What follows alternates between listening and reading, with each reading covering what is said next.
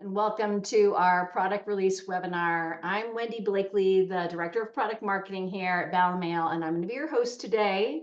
Next slide, please. Thank you. Over the next about 45 minutes, we're going to be sharing the latest stats on DMARC and BIMI adoption, and then we're going to showcase some of our latest and greatest updates in our solutions, plus a sneak peek of other cool things to come. Next slide. Today, I'm excited to be joined by two of my expert colleagues. We've got Al Iverson, who's our industry and community expert, and Mika, who's our senior product manager for Enforce and Amplify. Before we get started, I just want you to know that I encourage you to ask questions. So use the Q&A section on the Zoom. This webinar is being recorded, and we'll share the link via email afterwards. All right, next slide. And thanks everybody for sharing your greetings. It's lovely to see people joining from all over. So for those of you who may not be familiar with Valimail, here's just a little about us. So from the start, 2015, our sole focus has been on email authentication and helping companies get to DMARC enforcement. We're really lucky to work with so many great companies. You can see a few of them are listed here. We've got really strong partnerships in the industry, and we're very grateful for all the wonderful reviews. Maybe some of you have given us on G2. We are the #1 DMARC solution there. So now let's get started. I'm going to pass it over to Al. Thanks. Thanks, Wendy. So let's kick her off here. Like Wendy said, this is being recorded, and we'll send out a link to that afterwards. Feel free to dump us questions here in the chat. We love interactivity, and we're happy to take the time to answer questions in the Q&A or in the chat. And let's kick things off with a review of the current state of DMARC and BIMI. Now, the cool thing about DMARC and tracking and email authentication is there's so much data out there. There's so many data points for us to be able to track and report on. We get some pretty cool insight into what's happening in the world. And at the highest possible level, this is where that data all comes together. We track suspicious emails. We help protect you against suspicious, spoofed, and falsified email messages, people pretending to use your email domain when they shouldn't be. And so here is a really interesting data point from our own platform, from our own data, from our customers, that last year in 2024, we tracked just under, a bit under 5 billion, so 4.71 billion suspicious messages. So what that means is these are suspicious senders. These are sending services that are not set up within a client account as recognized or authorized. Now, if you know a bit about DMARC, you know there's always the risk of, for example, shadow IT, a potentially legitimate usage where somebody might have set up sending on behalf of a domain from a third-party service or an outsource software as a service provider, that sort of thing. So in this mix of suspicious messages, yes, there always could be some little bit of valid messages, but the vast majority of this stuff is going to be stuff you don't want to see, you don't want to receive, you don't want your customers or employees to receive. So that's the whole goal here at the end of the day, is to protect you, your customers, your employees, anybody that receives email from you, to protect them against phishing and spoofing. And that's how we do it. Pretty good at it, and we've got the data to back it up, right? We've tracked all of these messages last year that, based on DMARC reporting, showing that they don't correspond to legitimate services, and therefore they're suspicious, questionable, and many of them are likely very bad. The cool thing, like I said, about DMARC and BIMI and all of this stuff around email authentication is it's data driven. And specifically, there's a public aspect to this data as well, where DMARC records and DMARC policies are publicly queryable. That's pretty cool. It's pretty fun to be able to look from the outside. And I tracked this even before I came to Valimail a year ago. I specifically tracked some of this data myself, where you can look up the public DMARC records for a given set of domains, extract the policy information from those, and generate reporting from that. You can see how many people out there, based on the domains you're checking, have implemented DMARC and what the policy is. Is there domain ad enforcement? Meaning, do they have it implemented? with a policy of quarantine or reject. And so this specifically is from Valimail's domain IQ data. We track a whole bunch of domains and are looking for growth of DMARC to see where the opportunity lies to help people along on their DMARC journey. Now, when you look at this, you can see DMARC had a pretty cool surge of interest there at the start of 2024, just over a year ago. And that aligned with the Yahoo and Google updated sender requirements. If you remember all the way back to October 2023, Yahoo and Google said that if you're sending bulk messages, sending more than 5,000 a day, you need to implement email authentication, you need to implement DMARC, and they set out explicit requirements around that. Now, so that's great news. That means that a whole bunch more people learned about DMARC because of that. Now, that represents the boost there across the top. Now, the smaller part there, the darker section along the bottom, those are domains that we track that are at enforcement.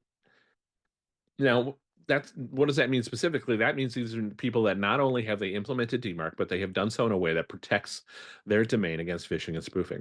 Now you can see there's a big difference there between the black section and the light gray section. So again, the light gray are people that have heard about DMARC, but they have implemented DMARC where they have not protected their domains against phishing and spoofing.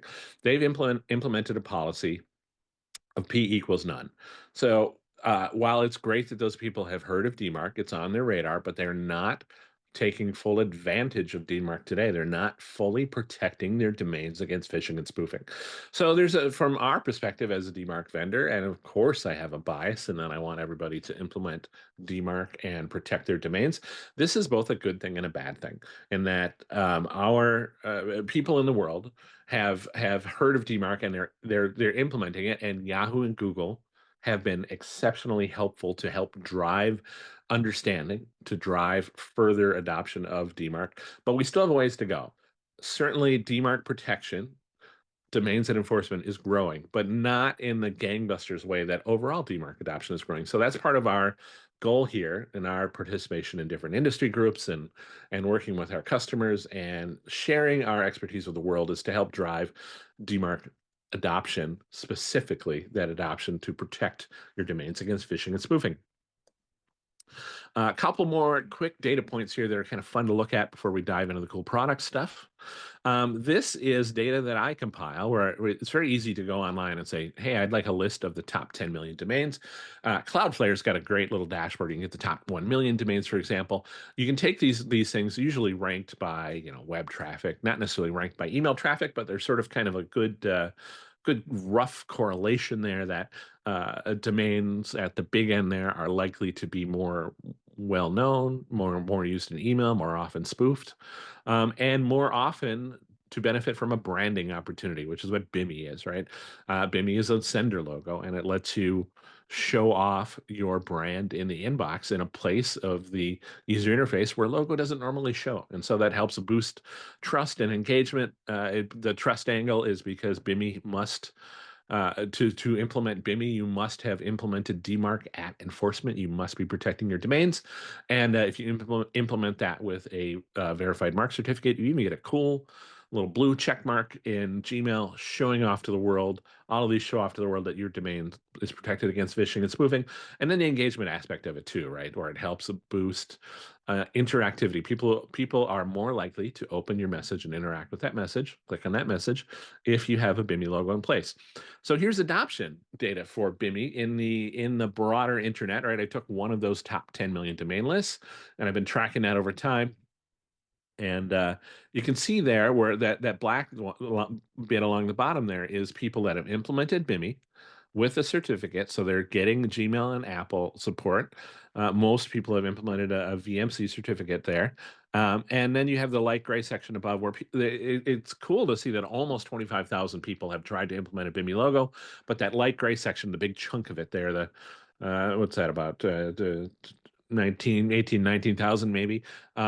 They don't have a certificate. So they're people that did a DIY BIMI solution. They put a BIMI record in themselves. They're linking to a logo, but they're not fully benefiting from BIMI. They're not. They don't have a certificate in place. They're not getting a logo showing up at Gmail or Apple. And so it's again just like with DMARC. data. It's great that people are interested in this. They've heard about it, but not everybody knows that they sort of have to go the full path there to implement that certificate, and get the logo to display as many places as possible. That's an area where we shine and we can definitely help with, and that's a focus area that Wendy and Mika are going to talk about here in a second, about how we can help you make the case for BIMI and why it's so important to implement it and how we can help you with that implementation process. Finally here, home stretch for my section. This magic rolling donut tells us how many domains in the top 10 million could have BIMI if they wanted to, right? There's 600,000 odd domains, 612,000 domains that have DMARC at enforcement. This is great. They're protecting their domains against phishing and spoofing, but only about 4,000 of those have implemented BIMI today. So there's with a certificate, the full way necessary for the logo to display at Apple and Gmail. So there's a lot of opportunity in that there, donut. This highlights again that it's great that people are looking at DMARC, are aware of DMARC, are setting themselves up to protect their domains with DMARC. But now let's take it to the next level with the opportunity of BIMI to add a sender logo to that, to really stand out, to show off that you're protected and shine in the inbox and drive boosted engagement.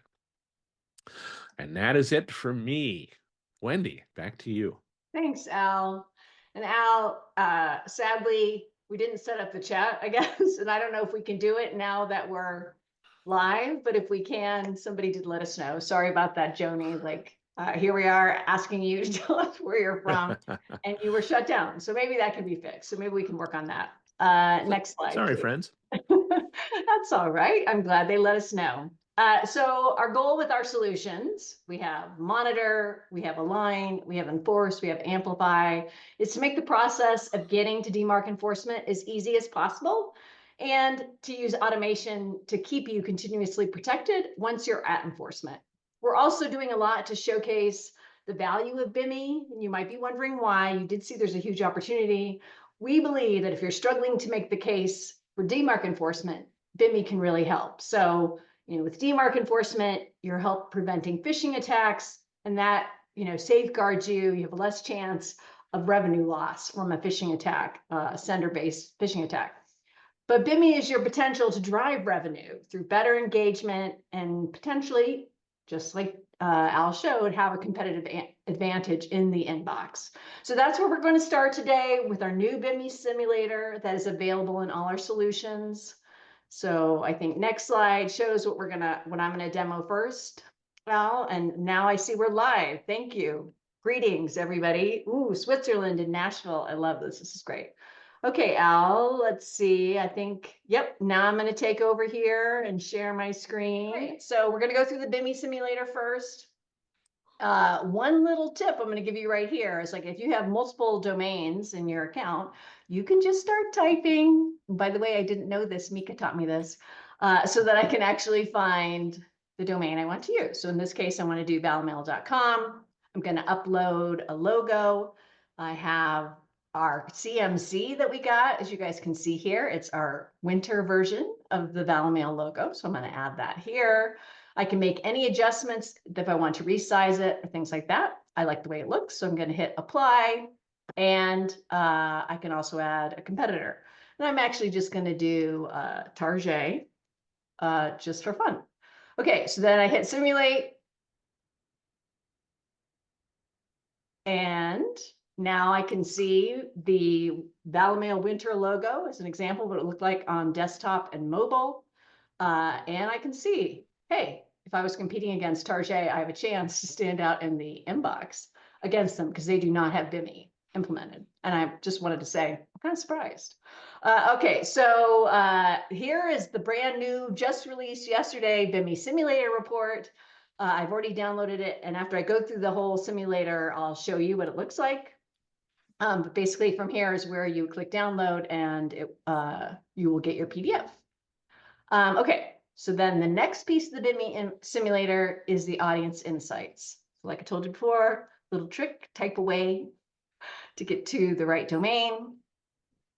And as you can see, the majority of our email list is going to Google. So if we and actually have implemented BIMI. So we know that our logo is showing up for the majority of our email audience. So this is basically what this is telling you. Just want to remind you, basically every logo in the inbox is a brand impression, and brand impressions can help drive people to your website, potentially make them top of mind, like maybe they'll buy something on your website and so forth. So we have a great opportunity with using BIMI. And then the third is inspiration. And this is basically showing you what other companies are doing. So these are the companies that already have BIMI implemented. And I would be happy to see if anybody's interested now that we have chat open, if anybody wants me to search for a company. While I'm looking, I'll put in, oops, some other, oh, there it is. Major League Baseball has BIMI. Is anybody interested in a company? So like I said, I was surprised about Target. So then I was like, oh, maybe Walmart has BIMI. And sadly, they do not. I feel like huge opportunity for both companies.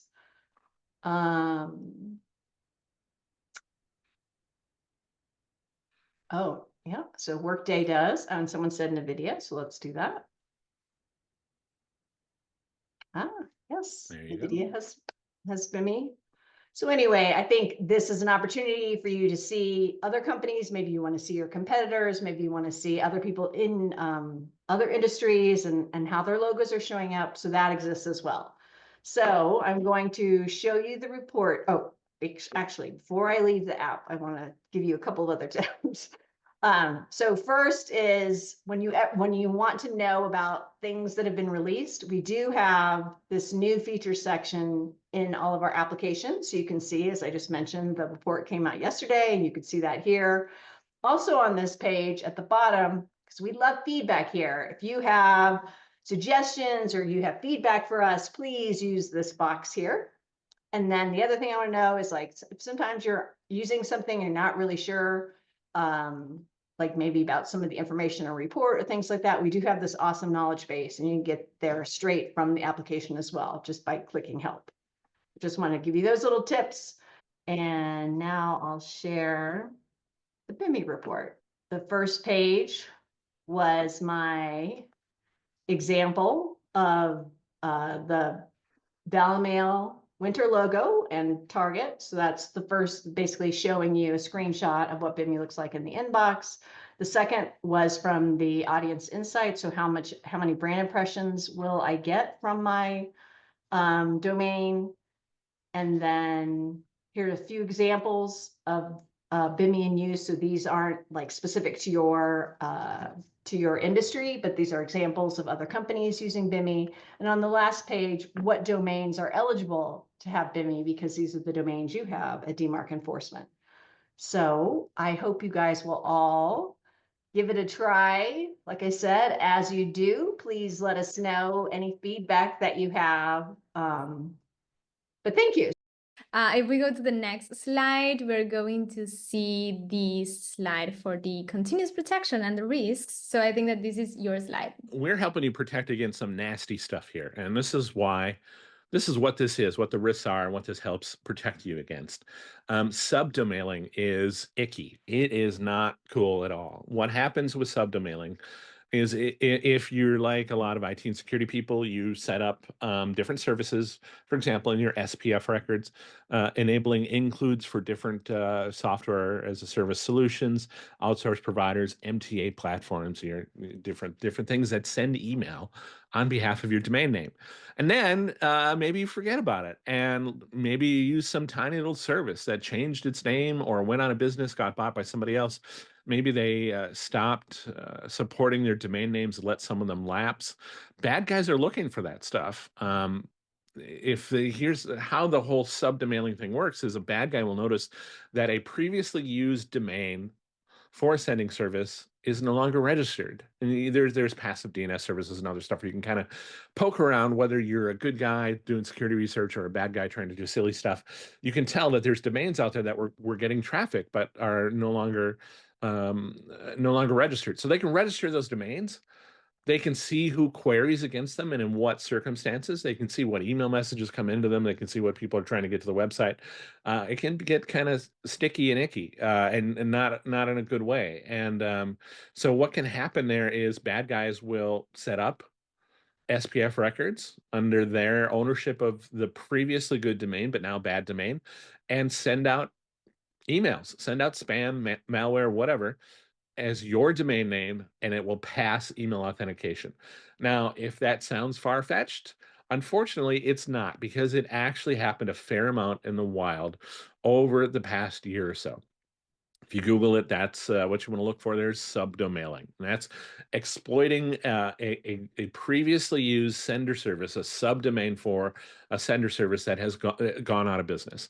And that is pretty icky, because the people that were exploiting this had the ability to send email as the legitimate domain name. As you know, if somebody hacked into some specific domain for, you know, if our client was example.com and example.com had stuff on their SPF pointing at dead domains, bad guy registers those dead domains. Now the bad guy can send as example.com.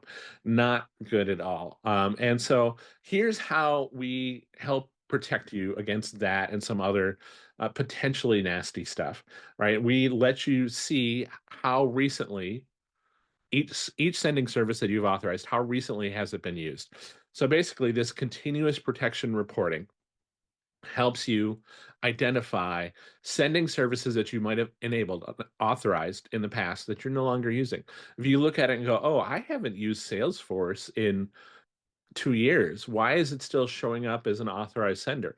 That's what the continuous protection report helps you protect against. Not that a bad guy is about to steal Salesforce.com or anything like that, but other little services, yes, unfortunately, it has happened. Other important things here, DKIM key rotation and bits. DKIM keys are the public-private key pair that are very important to the cryptographic signature that is the underpinnings of everything you do with email authentication, specifically DKIM, domain keys identified mail. And bad guys would love to be able to crack those cryptographic signatures, to crack that key and be able to pretend to send messages as you, but have it pass authentication. And so you don't want to leave DKIM keys sitting out there forever, because bad guys will set up brute force attacks where they will attempt every possible combination of what would get them into a key successfully so that they can utilize it to their own ends. The key length helps mitigate that. And rotating the keys, meaning swapping out the keys periodically, helps mitigate that as well.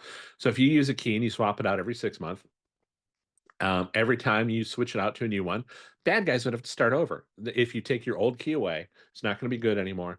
Bad guys will no longer have any value in hacking into that old key. They'll have to start again if they want to hack into the new key. Versus if you set up your DKIM keys 10 years ago and you never rotate them since, you might say, well, gosh, it would take them 10 years to try to hack and crack that key. Well, if you leave it there long enough, they're going to try, and they might get lucky. And it might take 1 year, it might take 10 years, might take 15 years. Hopefully it takes forever and isn't doable, but that's only going to get easier over time.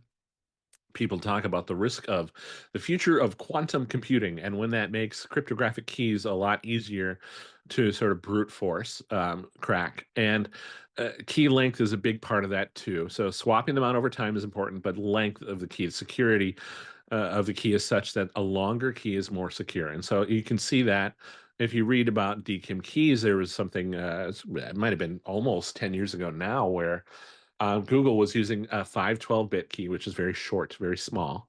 And a guy applying for a job at Google managed to hack the key and send emails to the recruiter and to the CEO with a valid DKIM signature. So he was able to send as google.com. And there's other stuff out there too about how 512-bit keys can be broken with, cloud service, set up a server in the cloud, spend $70, break it in a couple days. So the important thing there is longer keys are better. And so part of our protection there for DKIM keys is both to warn you if a DKIM key hasn't been swapped out in a long time, and also to tell you if the DKIM key length is short enough that we think it puts you at risk. So this is all about monitoring sending services, right? This is all about knowing where you're sending email from and how it's configured, giving you the necessary information to make sure that everything's legitimate, nothing's out of date, everything's secure, everything's within best practices, and helping you protect against things like DKIM key brute forcing over time, subdomailing, and other nasty and silly stuff. All right, Mika, you want to talk more about the continuous protection reporting that I touched on here? Yes, absolutely. Thank you all. You gave a fantastic context so we can show all the different features that we had been introducing under this concept of continuous protection. So routine enforcement is fantastic. We know that sometimes it's a challenging journey, and we are there to support through that entire journey to get protected, but it's not the end. That's why we are introducing this continuous protection report, because of all the reasons that I'll mention. So we are there for you, supporting you to stay protected, to know which are the risks for impersonation around like the DKIM keys, also the senders, and just be aware of it and take action. Those are the center of our new reports, continuous protection. So you're aware about your own ecosystem and also see what are the recommendations from our side in order to be protected and stay protected. I will touch briefly here. We do have the largest catalog from the industry for senders, and that it's bringing a lot of different benefits for you. So if you are currently configuring a specific sender, let's say SendGrid, we are going to also cover all the range of different IPs. So we have this dynamic SPF record. If there is a brand new IP being added or removed, we are going to always maintain that updated. And that means that all your legitimate emails aren't going to be blocked, are going to be authorized and sent as they are meant to.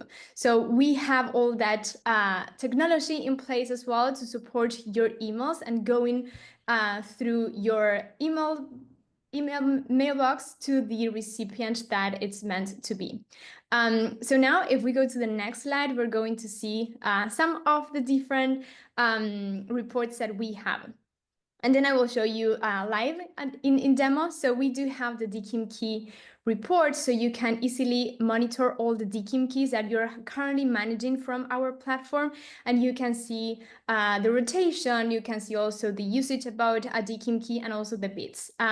With that, we provide you a thorough report about your DKIM keys ecosystem. So you are aware about what you need to do in order to maintain it secure. And the same with the senders.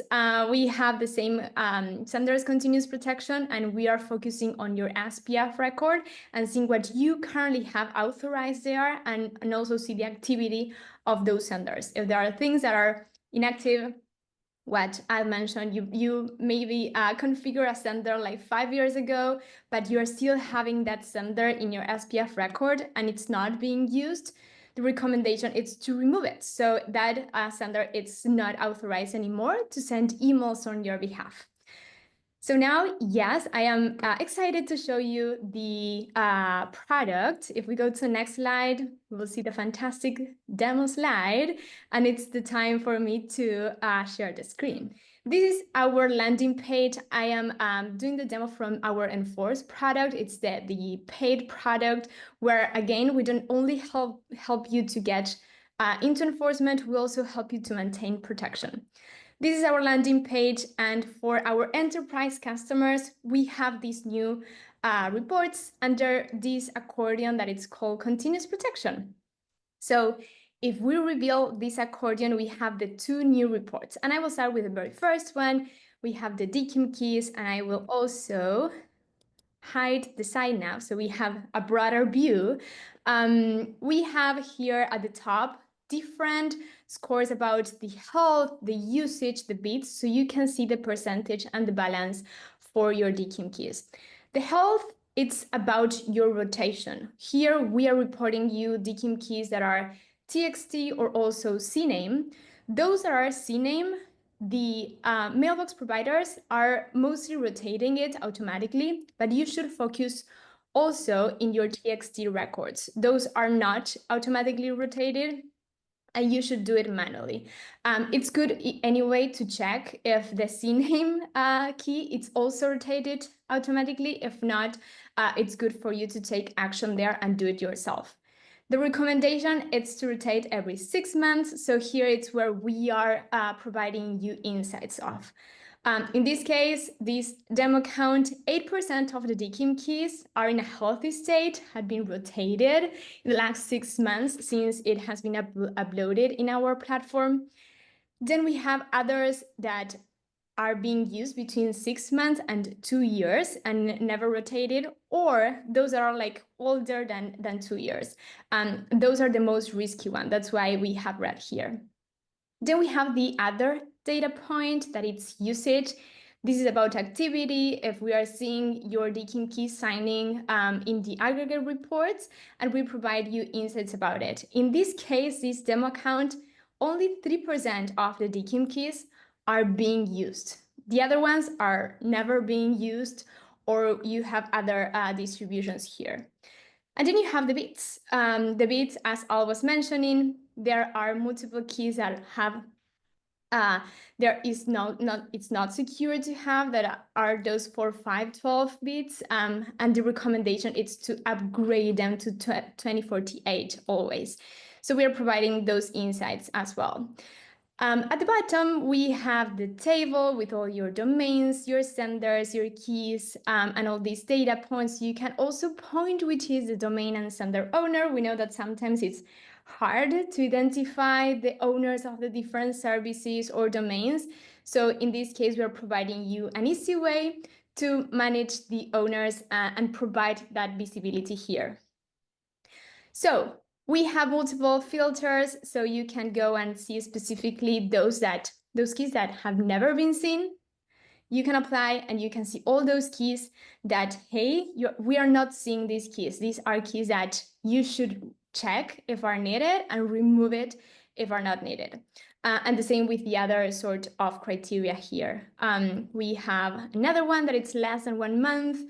You can see when it was uploaded, the senders and the domains. And then we provide quick tips and recommendations. If we are seeing that the uploaded date, it's more than 6 months, we have here a warning message. If it's more than 2 years, we have another sort of warning.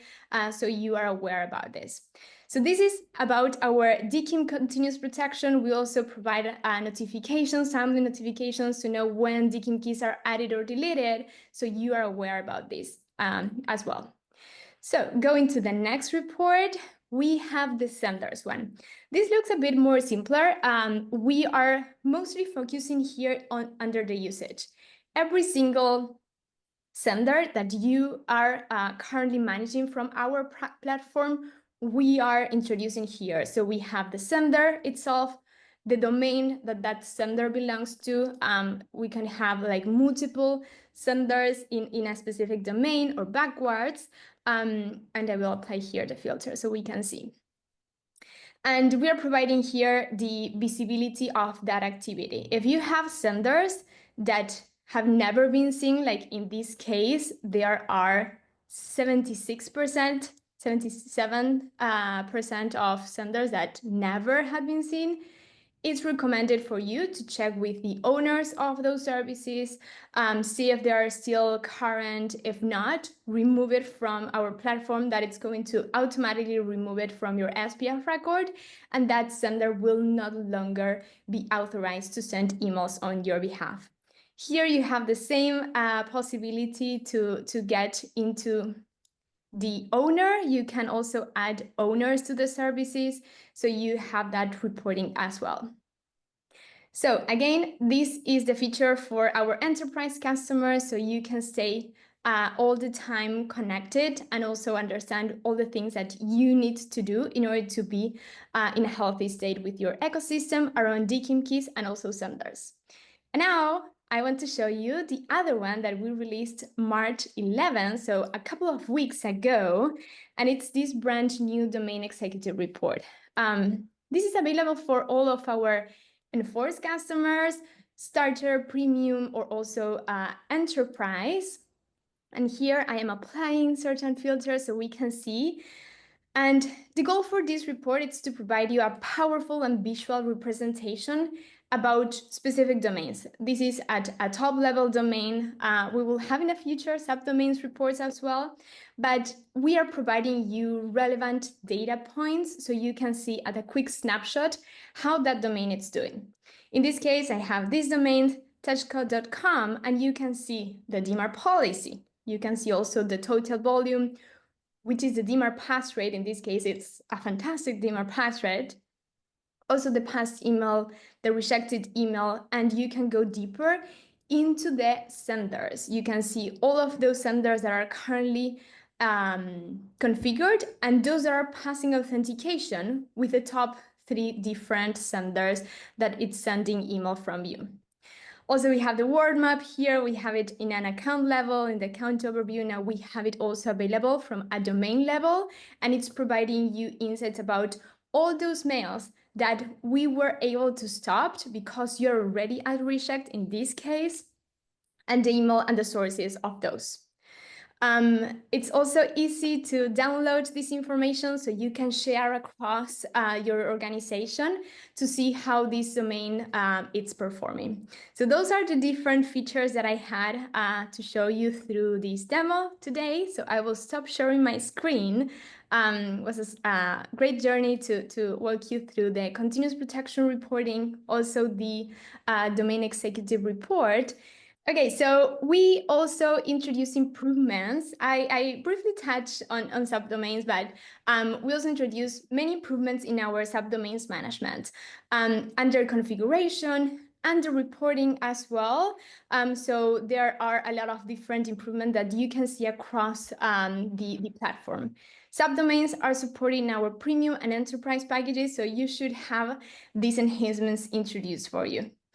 The number one, it's the report that we introduced, a holistic view. We had fantastic reporting around subdomains, but was like specifically drilled into a specific subdomain, and you can see all the different standards and authentication reports and metrics for one subdomain. But in this case, we introduce a holistic report, so you can see all your subdomains, you can see the email volume, the pass rates for them, and then you can access different important data points like the configuration page from there or the authentication report to drill into more data for that subdomain. We also improved the search, so now you can easily search any subdomain from the domains list. Hope that it's going to also be helpful for larger ecosystems. And around the configuration page, we introduce more data points about how your subdomains are configured. So I am excited to talk about the next slide, where we can see this in action, basically. At the right, we have the subdomains report that I was telling you. You have the subdomain name. You can access directly to the configuration page. Then you have the total email, the pass rates, the allow through, and the possibility to go deeper into the level of the authentication report per subdomain. Again, we introduce the possibility to download all of this data, as well as in many other places in the app, and filters to filter out and enhance the search. And then in the left side, we have the configuration page, where we have, if we go to the previous slide, we are going to see the, sorry, Al, thank you. We see the configuration page. In this case is what we were telling, that you have this table with all the subdomains that are belonging from a specific top level domain, and you can see how that subdomain is configured. So subdomain.demo.com has a reject policy, might have or not a different DMARC configuration from the top level domain, and you can see the DMARC SPF DKIM configuration, as well as how many senders that specific domain has configured. So now, yes, let's go to the next slide, and let's talk about what's coming, because we talk about all the things that we had been introducing in the past quarters, and it has been a lot of different features across BIMI, DMARC, subdomain level, also a lot of reporting. And we are currently working on this new feature that it's MTA-STS, TLS reporting, and also hosting and management of the policy. In this case, MTA-STS is to control inbound email, as different from DMARC. You might be already aware about this, but essentially it's a way for you to control what email it's being allowed to introduce into your mailbox. You have policies as well as DMARC, and you have the possibility to set an enforced policy in order to say, okay, I don't want emails that are not coming with TLS encryption, or you have also a testing mode to see all the reporting for later going and upgrading to enforce. This is coming. It's currently a work in progress. We're going to be working on the reporting and also the hosting portion, and it's going to be available soon for our packages. So if we go to the next slide, we will see the entire roadmap for a few months coming in the pipeline. So recent releases, we touched already on those. We have some things that are coming. We talk about MTA-STS, TLS reporting. We also have API improvements. We do have a configuration API and also a reporting API, and we're introducing enhancements to those APIs. We know that it's important for certain customers to connect to those and do configurations and also visualize the different data directly from an API connection. We also, this has been recently released, that it's the BIMI Simulator shareable report, that it's the PDF that Wendy shown, which is fantastic, showing the entire case for BIMI. And then in future roadmap, as mentioned, hosting MTA-STS, we're going to upgrade our notifications. We have a full range of different notifications.